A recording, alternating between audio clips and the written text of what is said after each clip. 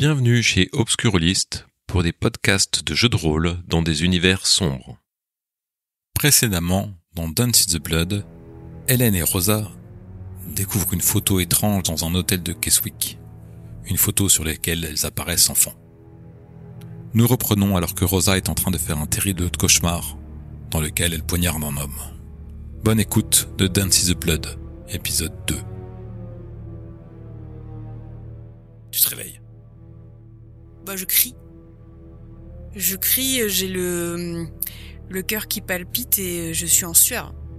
Et je pense que je me lève et je vais boire un verre d'eau avec la main tremblante. D'accord. Et tu te recouches, Je bois le verre d'eau et puis peut-être qu'en plus je mets de l'eau sur le visage. Et je regarde par la fenêtre, je sais pas si c'est la pleine nuit ou qu'est-ce que... T'entends la pluie qui tombe, le vent qui souffle à travers ces fenêtres mal isolées, qui siffle peut-être d'une complainte stridente. Peut-être les appels de fantômes, de spectres de la région dont Bob t'a prévenu de leur existence. Tu comprends que c'est le vent. J'y crois pas à ces histoires de fantômes. Tu crois pas à cette histoire de fantôme, mais peut-être ça t'aide à t'apaiser en fait, à te sortir, à te dire que c'était juste un rêve et que c'est Bob, l'ambiance, l'odeur un peu de moisi de cet hôtel qui t'a pas aidé et tu vas essayer de te retrouver le sommeil.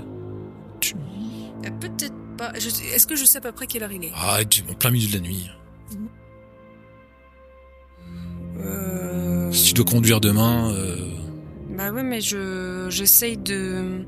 Peut-être que moi aussi j'ai amené un livre. Oui, tu as sans doute un livre.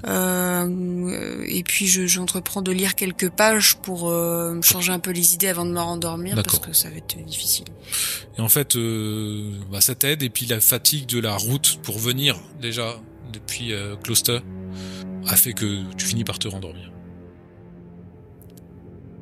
Hélène, tu as dormi, peut-être enjoué que sortir de cet ennui profond de cette région qui t'inspirait pas du tout. Les histoires de Bob t'ont fait peut-être sourire ou pas, mais cette histoire à la Manistee, ouais, c'est un peu l'aventure, peut-être ça t'intéresse. Donc tu t'es couché un peu enthousiaste, fatigué du voyage en bus, quoi, en train, puis en bus et tout ça, puis les whisky ont pas aidé. Tu dors. Mais en fait, tu es dans un cercle de pierre, Hélène. Tes mouvements sont étranges. Tu tiens tes bras tendus sur les côtés, sautant et tourbillonnant. Pourtant, tu exécutes les pas sans réfléchir. Ton corps bouge instinctivement, comme si tu avais connu cette danse toute ta vie. Au milieu du cercle se trouve une silhouette qui tient un couteau brillant au-dessus d'un homme. D'un seul coup, son bras s'abaisse avec le couteau et tu te réveilles. Quand je me réveille, je mets quand même un petit temps à me demander si je suis dans la réalité ou quelque part ailleurs. Parce que, en fait, quand j'exécutais cette danse, j'avais une espèce de légèreté, de quelque chose de très simple, comme si je l'avais toujours faite, cette danse. Donc j'étais très bien, et le fait de voir ce couteau surgir et surtout de s'abattre sur cet homme, ça a été, voilà, ça a mis fin à ma danse, à cet état un peu d'extase, et donc voilà, c'est d'un coup très violent, tout ça s'est arrêté, et en se réveillant, je mets quelques secondes à réaliser où je suis. En plus, je suis pas chez moi, donc je suis dans une chambre où je mets un peu de temps à savoir d'essayer de me rappeler où je suis, et j'essaye de me raccrocher à la légèreté de cette danse, mais tout de suite me reviennent les images de cet homme qui est lardé de coups de couteau. Donc, ouais, tu réalises que t'as fait un cauchemar, que t'as quand même peut-être le souffle bloqué. Peut-être Peut-être t'as chaud. Comme j'avais un espèce de... Mon souffle était suspendu, quoi. Oui. T'as peut-être chaud, t'as peut-être envie d'enlever les draps un peu pour t'aérer, pour faire du frais. Je pense que je mets un petit moment quand même à bouger.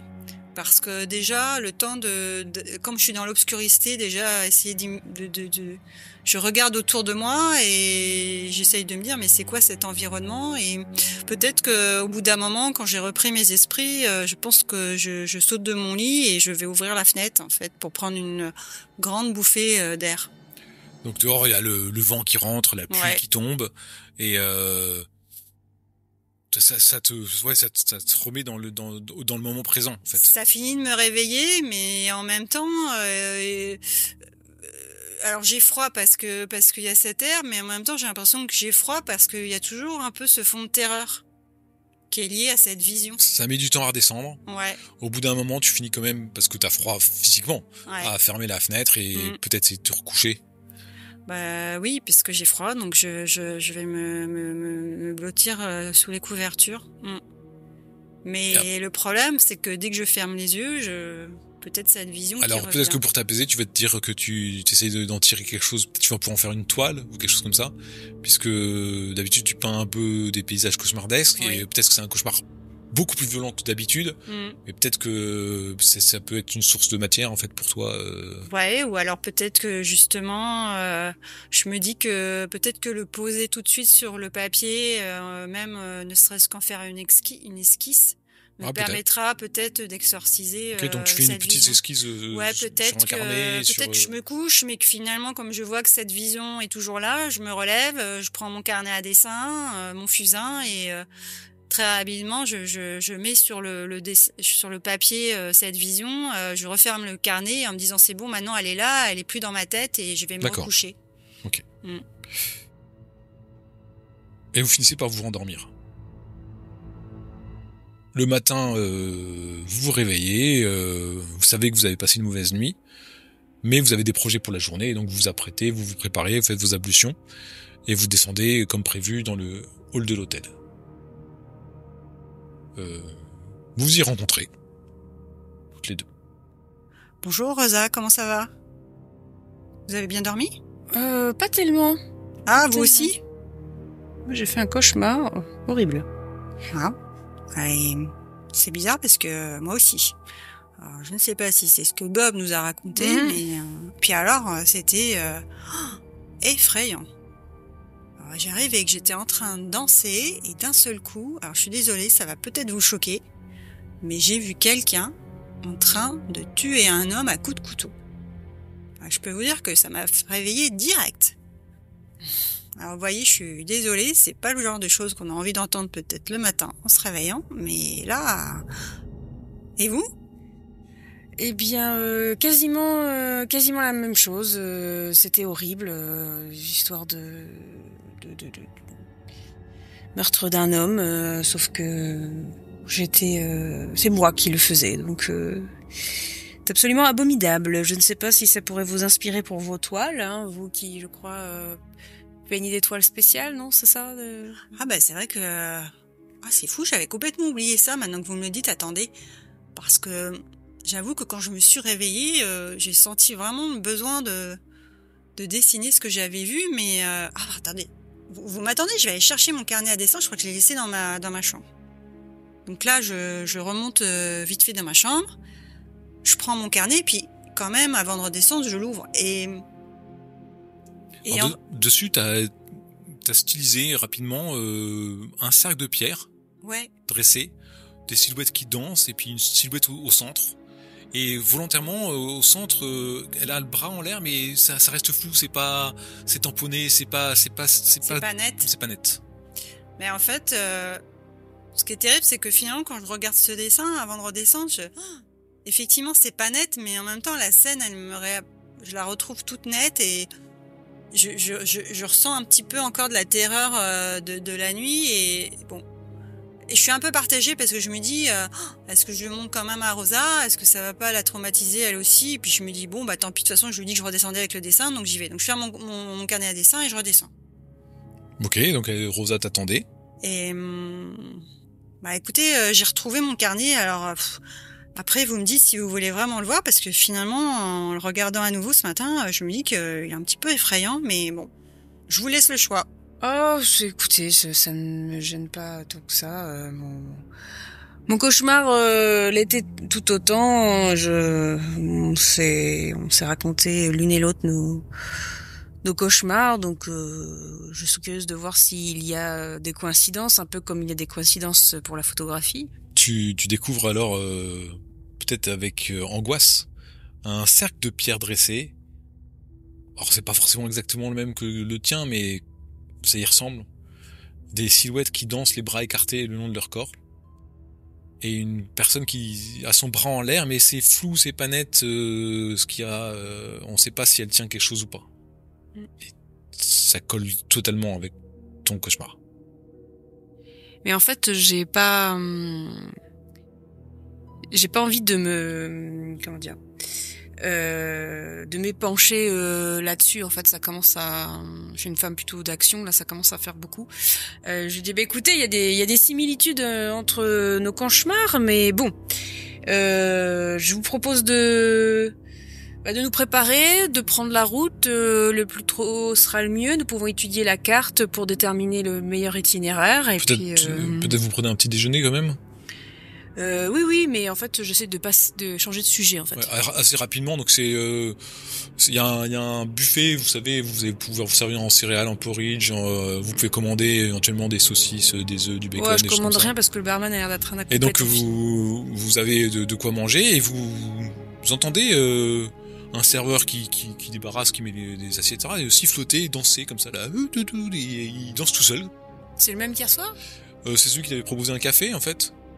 Qui t'avait dit d'aller au bar prendre une tisane. Ah oui, parce que café. le serveur, oui. Et donc il chantonne comme ça et à un moment il fait une pause et puis il reprend. Vous avez l'impression qu'il chante sur un rythme, sur une musique qu'il entend en fait. Alors qu'il n'y a pas de musique. Vous n'entendez pas de musique. Ils sont étranges ici. Ouais, mais alors je sais pas si vous essayez d'entendre une musique. Mais en tout cas, vous n'entendez pas de musique et le gars, il est comme il ça. peut très bien siffloter un air qu'il a entendu ailleurs. Ouais. Donc toi, ça te pose pas de problème et tu fais parce que ça m'arrive souvent de siffloter ou de chanter quand je peins, donc. Ok. Et toi, Rosa? Non, ça m'est un peu égal. Je trouve qu'ils sont un petit peu originaux ici dans cet hôtel et. Moi, je suis pragmatique. Je veux mon petit déjeuner et partir le plus vite possible de cet hôtel. Vous prenez rapidement vos affaires, vous finissez rapidement vos affaires, vous apprêtez à monter pour prendre vos affaires, vous redescendez pour aller dans ta voiture. Et au moment où vous quittez l'hôtel, vous entendez le gars qui chantonnait là s'arrêter et dire je l'aime vraiment bien cette musique et là c'est bien, j'espère qu'ils les repasseront plus souvent. Et vous quittez l'hôtel en réalisant qu'en fait vous n'avez rien entendu. Aucune musique. C'est troublant.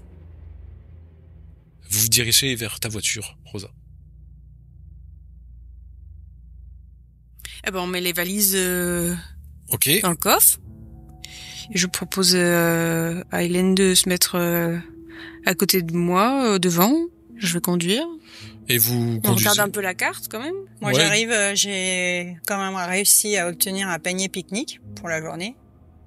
Très bien. Parce que finalement on ne sait pas combien de temps va durer cette escapade. Déjà on nous a dit que la route était pas forcément en bon état, donc on ne sait pas combien de temps on va y mettre pour y aller et surtout aussi pour revenir. Donc au cas où, j'ai quand même prévu un petit encas avec mon panier pique-nique.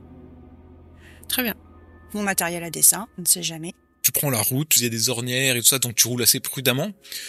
En fait, en cours de route, tu manques de tomber dans le fossé, de glisser. En fait, tu manques de casser une roue dans une ornière. En fait, elle tombe et donc de déchausser. Donc à ce moment-là, toi t'es une conductrice, t'as quand même l'habitude de prendre la route. On t'a déjà dû te dépanner et donc tu sais qu'il faut mettre une planche ou quelque chose pour sortir. Enfin bref, vous vous arrangez et ça vous arrivez tant bien que mal à reprendre la route. Donc là, t'es très vigilant, tu roules très lentement, etc. pour faire contourner le lac qui est d'une eau sombre, malgré le soleil qui s'est levé, il reste des nuages, mais l'eau est noire. Peut-être dû à la terre locale ou à sa profondeur ou la luminosité, mais vraiment très sombre. Il n'y a pas de brume sur le lac, mais il n'y a pas de pêcheurs non plus. Et vous faites tout le tour et vous arrivez à Manesti aux alentours de... Un peu après avoir mangé votre pique-nique, vous êtes arrêté un petit peu sur les berges pour pouvoir manger votre pique-nique parce que ça faisait longtemps après avoir réussi à repartir. Et puis vous êtes arrivé à Manesti en début d'après-midi. En fait, vous avez pris énormément de temps pour faire une distance relativement courte, juste à cause du terrain en fait, du terrain, de ce qui vous arrivait et tout ça. Mais en fait, la distance est pas loin. Et vous arrivez donc à Manesti. Alors, ce village est construit en ardoise grise locale. Il semble sombre et intimidant.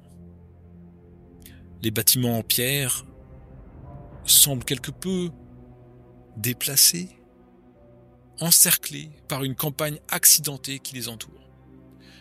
Les angles des bâtiments, des ardoises saillantes, forment des bords tranchants, irréguliers, comme si le visage essayait de se défendre. Il est replié sur lui-même, armé contre un envahisseur éventuel. Vous voyez au-dessus du village 2 grandes landes, un peu plus haut sur des plateaux, et le village, lui,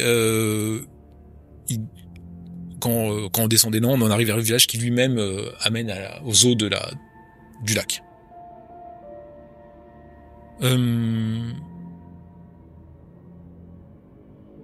Il n'y a pas beaucoup de maisons au sein de Manesti. C'est un petit village. Il y a peut-être... vous ne voyez pas d'église, par exemple. Vous passez, il y a peut-être une école, il y a peut-être des villages des maisons par-ci par-là, un peu plus ou moins isolées, parce que c'est un village rural, hein. Il y a des fermiers, des fois ils ont besoin d'avoir du terrain. Et la route amène, avec ses cahots, à l'unique auberge du village. Vous voyez une pancarte grinçante, fanée un peu à l'extérieur, qui indique Auberge Leeward. Qu'est-ce que vous faites une fois que vous êtes arrêté? Je suppose que tu t'arrêtes à l'espèce de place du village, quoi. Oui. Il pleut ou pas? Il pleut pas. Spontanément, je sors de la voiture et je fais pouf. Et nous sommes enfin arrivés. Effectivement, ce Bob n'avait pas totalement tort quand il parlait de la médiocrité de la route. Bon. Moi, j'avoue que finalement, je suis plutôt agréablement surprise par ce lac dont la noirceur et l'ambiance glauque m'inspirent. J'avais peur de trouver des lacs verdissants, fleuris, et finalement, je me dis que je vais peut-être trouver l'inspiration plus que je ne pensais. Mais c'est vrai que finalement, cette route, même si elle n'était pas très longue, elle était très fatigante et harassante. Et je pense que on a peut-être envie d'une bonne tasse de thé chaud pour se remettre un peu de cette aventure. Oui, et puis quoi de mieux qu'un aubergiste pour nous renseigner sur ses habitants. Finalement, je me dis qu'on aurait dû partir avec cette photo. Si ça se trouve, personne n'aurait remarqué qu'elle aurait disparu de la salle de bar. Ah bah vous vous rappelez du barman, comment il s'est tout d'un coup emballé parce qu'on l'avait décroché du mur. C'est vrai. C'est la seule chose qu'il a remarqué toute la soirée. Oui. Bon, entrons. Vous entrez dans l'auberge.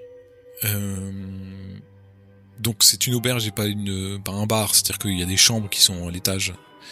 À l'intérieur, il y a un bar froid et sombre. Actuellement, il n'y a pas beaucoup de personnes dans le bar. Vous pensez que c'est les villageois, une fois leur journée de travail finie, terminée, qui viennent ici pour boire un coup. Il y a tout de même une femme dans l'auberge. Elle est suspicieuse, on va dire. Ou plutôt prudente. Elle, c'est la propriétaire. Et vous voyez un homme, seul autre client. Pour être un client à cette heure-là, il a peut-être même une chambre ici. Sans doute il a fini de manger. C'est un homme plutôt, on va dire, plutôt jeune. Vous voyez pas très bien, il est assis à une table, il est devant un verre à demi rempli en fait, et il prend le pouls à son poignet, un peu agité, puis ensuite il prend le pouls à son cou, et puis il est toujours un peu agité. Mesdames, est-ce que je peux vous aider ? Oui, nous allons prendre 2 tasses de thé, noir pour ma part. Pareil, s'il vous plaît. Très bien. Et elle vous sert vos tasses de thé noir. Vous êtes de passage ou vous constatez... vous savez, nous avons des chambres pour... En fait, nous venons visiter la famille Waring. Est-ce que vous pourriez nous indiquer le chemin de leur demeure, car nous sommes un peu perdus et j'avoue que les cartes ne sont pas d'une grande aide. Jack Waring, est-ce que ça vous dit quelque chose ? Apparemment, il habite dans le coin, mais... Oui, la famille Waring, oui, je vois bien. Donc, vous allez loger chez eux, donc c'est ça ou... Oui, nous sommes des cousines à lui et en fait, on doit lui rendre visite comme nous passions dans la région, mais j'avoue que nous ne connaissons pas l'emplacement exact de leur habitation. Je peux vous indiquer leur maison. Il n'y a pas de souci. Au bout de la route, si vous la continuez, il y a une petite allée de terre qui en bordure de la ville, du village, qui va amener vers leur petite maison. Voilà. Très bien, merci beaucoup. beaucoup. Je peux autre chose pour vous. Donc elle vous a déposé le thé et puis elle s'accoude comme ça avec vous. Je ne savais pas qu'ils avaient des cousines éloignées. Vous aussi, madame, vous êtes de la famille ? Moi, je suis une amie de madame et je l'accompagne parce que je possède un véhicule. Disons que jusqu'ici. Vous venez de la ville, alors de la grande ville. Oui. Ça fait plaisir de voir des femmes qui se débrouillent. Moi-même, j'ai dû, après le décès de mon mari, reprendre l'affaire et je suis la tenancière propriétaire des lieux et c'est pas tous les jours facile, je vous comprends, mais après tout, nous sommes aussi capables que les hommes, n'est-ce pas ? Tout à fait. Absolument.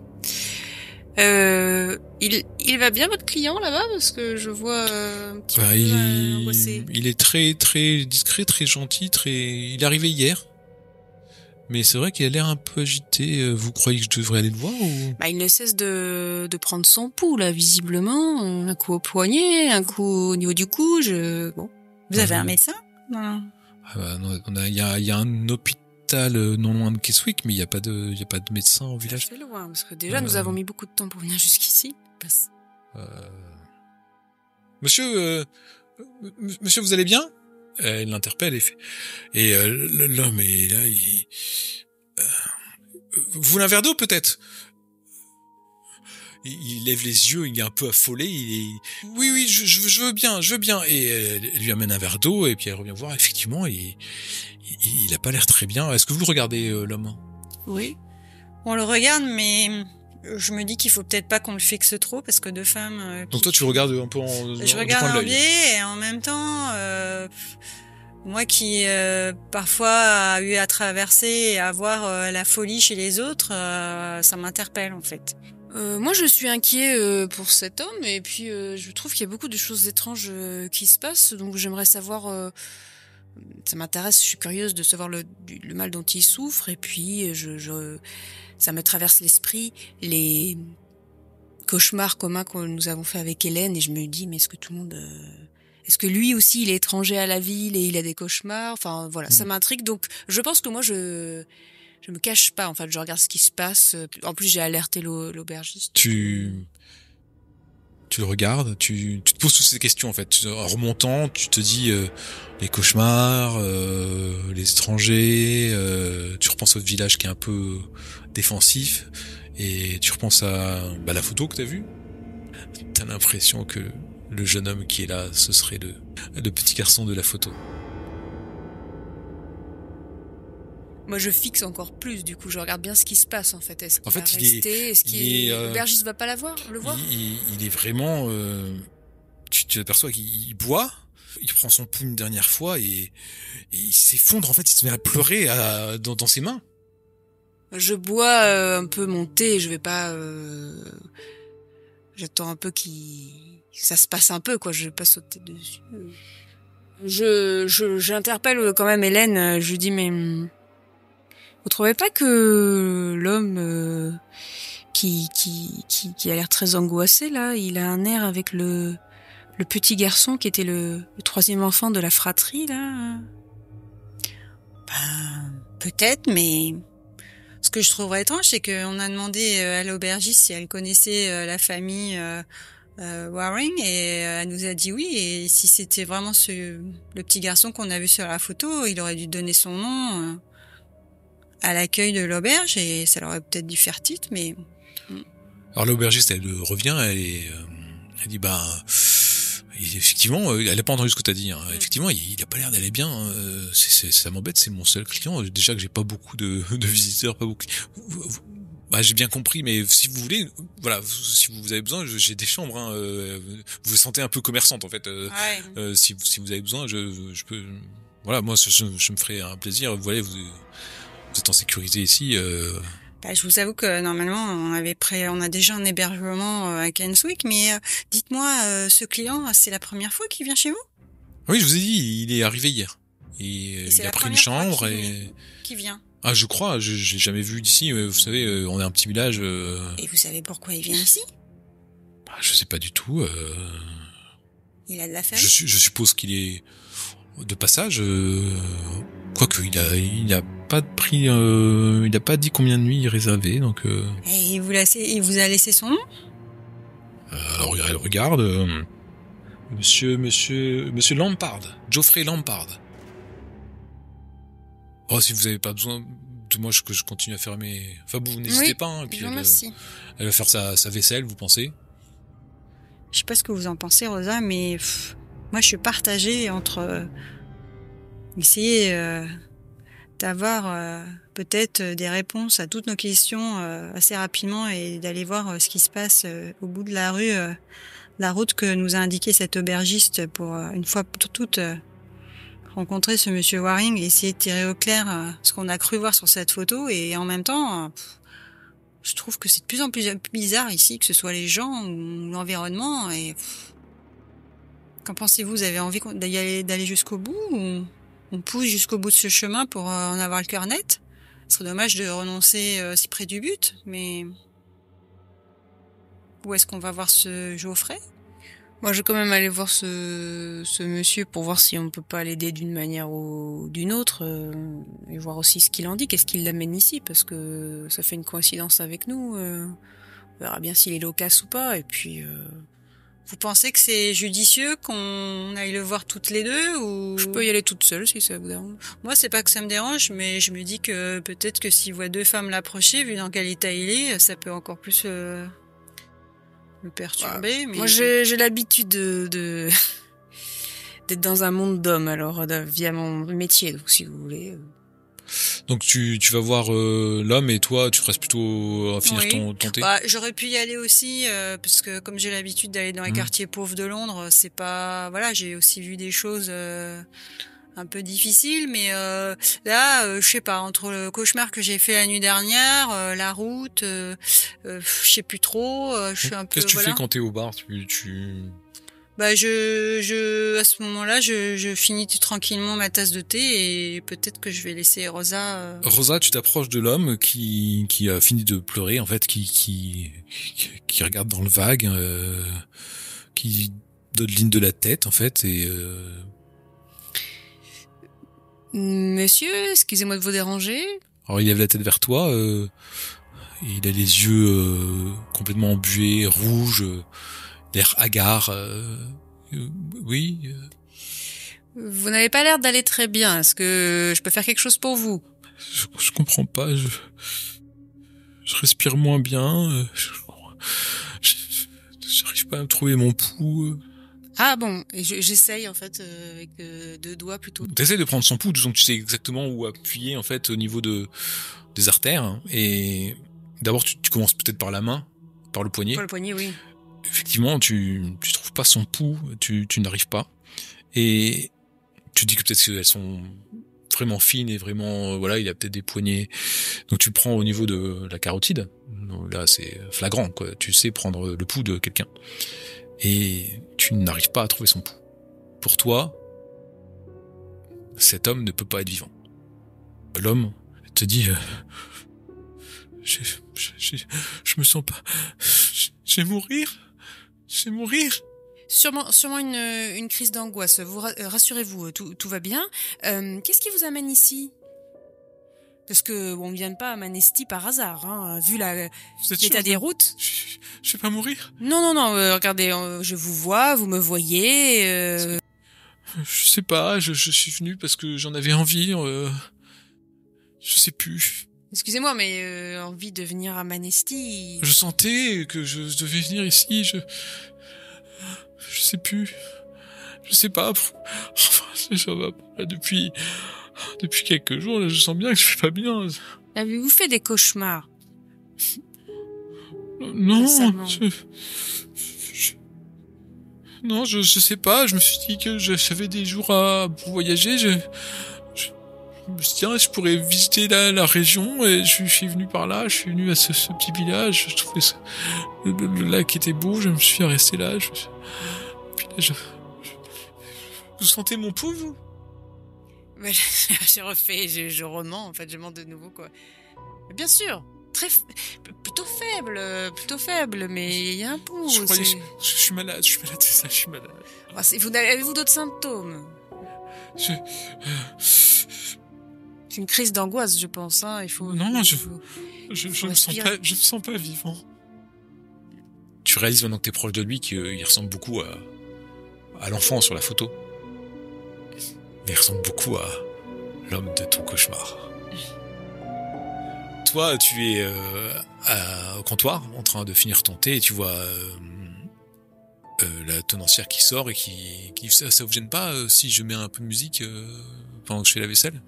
Ah bah, y a aucun problème, donc faites comme chez vous. Elle tourne sa radio, elle t'entend le bruit caractéristique, elle fait voilà, merci, hein, j'espère que ça vous dérange pas. Elle retourne et puis Par hasard, tu n'entends aucune musique qui sort de l'appareil. Donc je l'ai vu tourner le bouton, mais en même temps j'entends pas de son. Alors je me dis, j'aurais tendance à me dire, peut-être qu'elle a mis machinalement, mais elle s'est pas rendue compte que le son était pas assez fort. Donc tu passes à autre chose, quoi. Bah, disons que ça renforce, hein, ça commence à, voilà, déjà que j'étais partagée entre est-ce qu'on continue notre expédition ou pas. Après il y a ça, c'est un peu perturbant, mais bon après. Peut-être qu'à un moment donné, j'ai essayé de me raccrocher à ma rationalité. C'est bon, allez, arrête. Donc tu te dis qu'elle a raté et puis... Bah après, si à un moment donné elle a le dos tourné et que je suis pas très loin du poste, je serais presque un peu tentée d'aller bidouiller le poste. Elle est dans la cuisine là. Elle est dans la cuisine. Ah bah je crois que je tenterai, si c'est pas trop compliqué, je peux avoir une petite place de repli. J'aurais tendance à aller voir pour si je peux pas bidouiller le. Alors bidouiller, c'est te changer de plage. Le volume. Tu mets le bouton de volume. Donc tu tournes un peu le bouton de volume. Ouais. Et pour essayer d'entendre quelque chose. Ouais. Bah, tout doucement. Tu tournes 5, 6, 7, 8. T'entends peut-être des petits grésillements, tu sais, des petits parasites de radio. 9. Tu dis, j'ai perdu de l'audition, tu comprends pas. 10. Et t'entends rien, en fait. Je pense pas avoir perdu l'audition. Et à un moment donné, je me dis peut-être que j'y vais à fond. C'est-à-dire, je me dis, ils sont tous bizarres dans ce truc-là. C'est n'importe quoi. Et à la limite, ce que je fais, c'est que carrément, je coupe la radio pour voir déjà si l'aubergiste Parce que là, elle a allumé, mais moi, j'entends rien. Donc, je me dis, mais si je la coupe, elle va peut-être se rendre compte que la musique, elle s'est arrêtée. Et du coup, est-ce qu'elle va pas sortir de sa cuisine en disant, mais qui c'est qui a coupé la musique? Donc, comme ça, je me dis, je vais peut-être vérifier si c'est elle qui est folle ou si c'est moi. Donc, Rosa, tu réagis comment? Donc, dès que je me rends compte qu'il ressemble à l'homme que j'ai été en train de massacrer, de tuer dans mon cauchemar, je me lève d'un bond de la chaise sur laquelle j'étais assise et je dis vous inquiétez pas, c'est rien, détendez-vous. Et puis je dis un petit truc absurde, prenez une verveine, ça ira mieux. Et donc je m'en vais et donc j'ai pas vu ce qui s'est passé parce que j'entends pas non plus. Non. Et en fait, je cherche l'aubergiste, je la vois pas. Je me rapproche d'Hélène et je lui dis on pourrait pas mettre la radio ou quelque chose là moi je veux bien, mais elle est censée être allumée là. Vous entendez quelque chose? L'aubergiste sort, elle dit ça vous plaisait pas? Je peux la laisser éteinte hein, si vous souhaitez. Alors là, du coup, je dis à l'aubergiste non, rallumez-la et comme ça je vais pouvoir demander à Rosa si elle entend quelque chose parce que je me dis ça vient peut-être de moi. Elle rallume la radio, elle fait oh là, c'est fort et puis elle commence à baisser. Et là, moi je regarde Rosa et je lui dis mais vous entendez quelque chose là? Et Rosa et Hélène, vous n'entendez rien si ce n'est quelques petits parasites. Christian. Je dis l'aubergiste mais qu'est-ce que vous entendez exactement là? Elle fonctionne là, la radio? C'est une chanson? Qu'est-ce qu'il y a? Vous connaissez peut-être pas, c'est une musique c'est de la musique du coin. Je soupire et en fait je sors de. Allez, on va comme ça. Et là je suis Rosa parce que en fait l'air est saturé de cette auberge et j'ai qu'une envie, c'est de sortir dehors. Vous êtes toutes les deux dehors. Il fait frais. Voilà, il y a l'humidité du lac, non loin que vous apercevez un peu plus bas. Les landes, ça souffle en haut. Et il y a la voiture qui est là. Pas beaucoup les villageois doivent être dans leur champ ou au travail ou en train de faire des choses et vous êtes là toutes les deux dans ce village. On est en milieu d'après-midi là, on est juste oui, ça, milieu d'après-midi, milieu d'après-midi. Okay. Alors que fait-on, Rosa? On y va ou on n'y va pas? D'un côté, après toute cette route chaotique qu'on a prise pour en arriver là, ce serait dommage de renoncer maintenant, mais après, je vous avoue que vu tout ce qu'on a vu et tout ce qu'on n'a pas entendu, je crois que cette région me rend folle. Écoutez, vu que nous sommes arrivés ensemble, que nous avons fait la route ensemble, il faut que je vous dise ce qui me rend encore moins à l'aise là, c'est que cet homme là qui vous avez vu, il prenait son pouls, il s'est mis à pleurer. Donc je suis allée le voir comme nous avions convenu et alors j'ai 2-3 notions en médecine. Je sais prendre le pouls de quelqu'un, etc. Et donc je suis certaine d'avoir fait les bons gestes et je ne sais pas ce qui se passe ici. C'est dans l'air, la nourriture. Cet homme n'avait simplement pas de pouls. Vous êtes certain? Ni au niveau du poignet, ni au niveau du cou. Et le comble du comble, c'est qu'il ressemblait à l'homme de mon cauchemar. Je ne me sens pas bien, je ne sais pas ce qui se passe ici. Et comme vous, je n'ai pas entendu cette radio, je ne comprends pas. Je n'ai jamais été sourde, ni de problèmes d'audition ou de quoi que ce soit. Je veux juste peut-être, oui, effectivement, savoir qui est ce Jack Warwing. J'ai envie de lui dire, je suis Rosa, voici Hélène, qui êtes-vous? Et s'il est pas là, eh bien, partons. En tout cas, vous êtes à Londres, ah oui, moi je suis à Gloucester. Je vous ramènerai à la gare.